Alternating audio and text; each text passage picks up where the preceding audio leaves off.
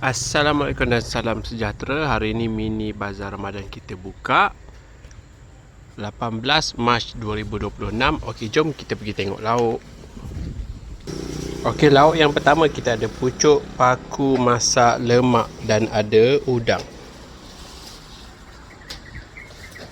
Okey, kat sini kita ada menu baru kari kambing. Okay, lauk yang ketiga kita ada pari masak asam pedas. Lauk yang keempat kita ada air masak cuka. Lauk yang kelima kita ada daging masak kicap.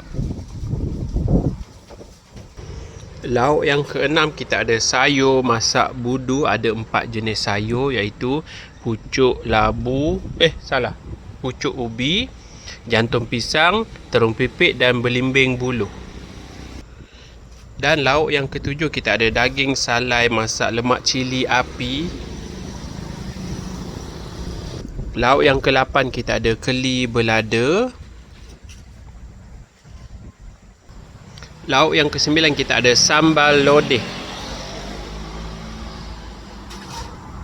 Lauk yang ke-10 iaitu lauk yang terakhir kita ada ayam goreng masak tepung. Okey, kuih kita ada tepung bungkus. Dan juga kita ada sambal hitam. Ini belum bungkus lagi lah. Ada satu bekas ni. Dan juga kita ada sediakan air kotak kat sini. Okey, itulah lauk yang kita ada hari ini.